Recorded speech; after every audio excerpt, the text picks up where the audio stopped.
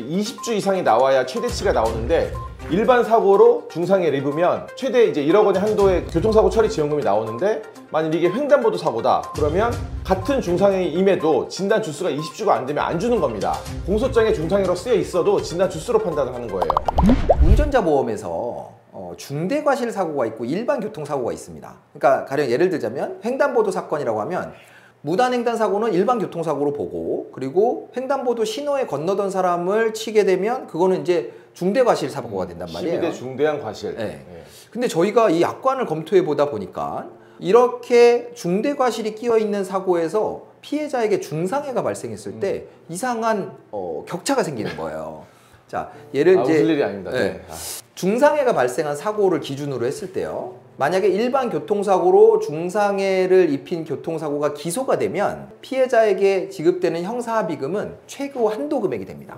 예를 들어서 내가 형사합의금 한도 금액이 1억짜리를 드러났다라고 하면 1억까지 피해자에게 형사합의금을 지급할 수 있는 상태가 돼요. 근데 똑같은 사안에서 만약에 중대과실이 포함되어 있다. 아까처럼 이제 횡단보도를 건너는 보행자를 쳤다라고 했을 때는 중대과실이 포함된 사고가 되면서 여기에는 또 약관이 다르게 규정이 돼 있어요. 진단 주수를 기준으로 6주 미만, 그러니까 42일, 6주 미만, 그다음에 6주부터 10주, 그리고 이제 10주부터 20주, 그리고 20주 이상 이렇게 있고 보험사에 따라서는 20주부터 25주, 25주 이상으로 이제 세부적으로 한 번 더 구분하는 경우가 있는데 그러니까 이제 횡단보도를 건너다가 사고를 당한 경우에는 중상해 급수와 상관없이 중상해 1, 2, 3급 혹은 3급 외와 상관없이 진단 주수에 따라서 이 형사 합의금 액수가 정해진다는 거죠. 근데 문제가 뭐냐면 중상해 사고 같은 경우에는 절단 같은 사고는 중상해 사고가 되는데 진단 주수로는요. 절단을 하고 나면 치료 기간이 짧아지거든요. 무슨 얘기냐면 이제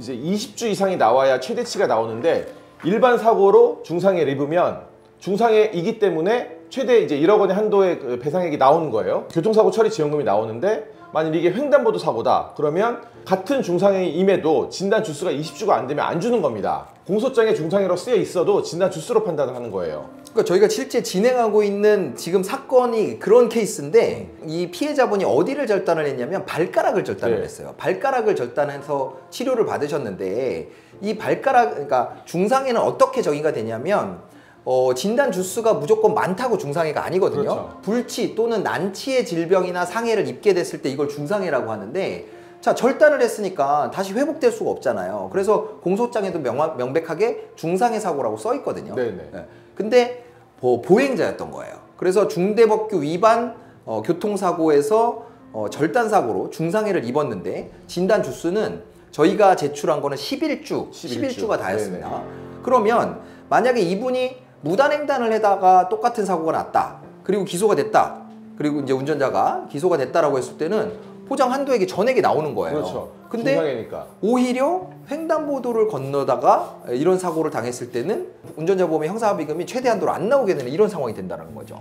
더구나 이제 진단 주수 가지고도 이슈가 있어서 보험사에서는 8천만 원도 아닌 2천만 원을 지불할 수 있다 이제 이렇게 얘기를 해가지고 거기에 대해서 변호사님이 의견서를 통해서 이제 반박을 한 입장인데 설사 발가락 절단이 중상해가 아니다.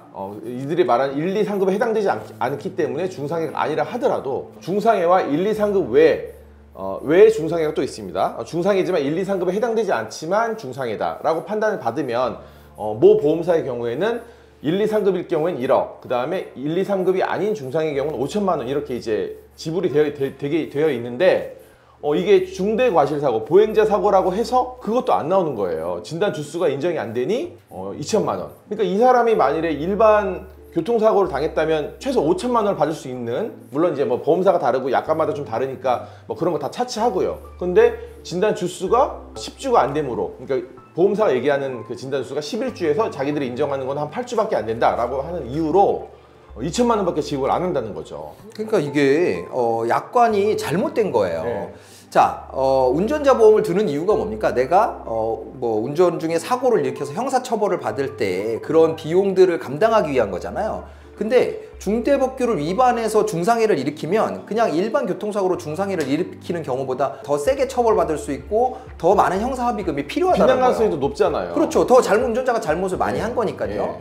근데 그런 경우에는 오히려 막 그 뭐 진단 주수를 갖고서 막 나눠가지고 운전자 보험에서 형사합의금의 한도를 낮추려고 하고 있고, 일반 교통사고에서는 그냥 중상이면 1, 2, 3급이냐 아니냐를 기준으로 해서 1억 원, 5천만 원 이렇게 이제 단순하게 구분하고 있고, 이거는 너무 균형적으로 맞지 않는다는 그러니까 거죠. 교통사고를 당했는데 내가 횡단보도를 정상순에 건너다 당하면 무엇보다 그냥 피해자가. 무단횡단 하다가 교통사고를 당해야 더 많은 보상금을 받을 수 있다. 이런 말도 안 되는 얘기가 지금 현실적으로 일어나고 있는 거죠. 그러니까 이게 보면 야권을 가지고 꼼수를 부렸다고밖에 네. 안 보여지는 게, 자, 일반 교통사고로 중상해를 입히는 사고보다 중대법규 위반으로 중상해를 일으키는 사고가 더 많을 거라고요. 그럼요. 왜냐하면 피해를 당하는 사람 입장에서는 중대법규 위반이라는 건 운전자가 어떤 법규를 위반하는 거잖아요. 그럼 피해자는 법규를 위반하지 않고 있는 상태일 가능성이 높아요. 예를 들면 횡단보도를 정상 신호에 걷는다던가, 그러면 무방비겠죠. 네, 무방비에서 사고를 당하기 때문에 더 중상해로 갈 가능성이 높아요.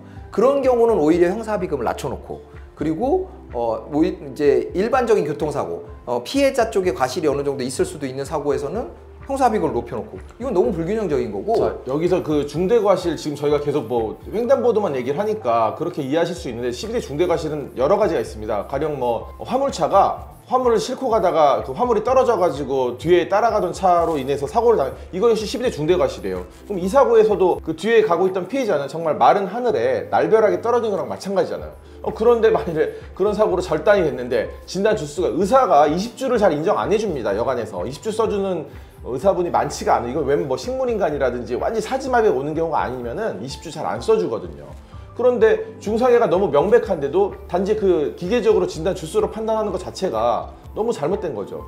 어떻게 하면 약관이 어떻게 고치면? 그래서 저희가 이제 금감원에 한번 민원을 넣으려고 그래요. 이 약관이 문제가 있다라는 걸, 감독기관이니까 표준 약관에 이런 부분을 고려를 해서 적어도 중대법규 위반 사고 중에 중상해에 해당하는, 그러니까 피해자가 중상해를 입은 사고는 일반 교통사고의 중상해에 해당하는 사고와 동일하게 형사합의금을 지급하는 방식으로 그렇게 약관이 개정될 필요가 있고요. 이런 부분들은 아마 여론이 필요합니다. 네네. 많은 사람들이 이 약관의 문제점을 지적을 하고, 그리고 운전자 보험의 약관 자체가 좀 개정될 필요가 있다는 거죠. 오늘 영상 보시면서 다소 이해가 어렵게 느껴지는 분도 계실 텐데요. 저희는 계속 이 콘텐츠를 만들 거고요. 다음에는 자료를 준비해서 구체적으로 보여드리면서 설명을 드리겠습니다. 그리고 변호사님께서 이제 이 금감원 민원에 들어갈 내용을 정리하실 건데, 그 정리를 하는 과정도 저희가 같이 공개하겠습니다. 자, 오늘도 안전운전 하시고요. 혹시 사고가 발생한다면 법무법인 LKS 이기루 변호사 잊지 마시고요. 구독, 좋아요, 알림 설정 꼭 부탁드립니다.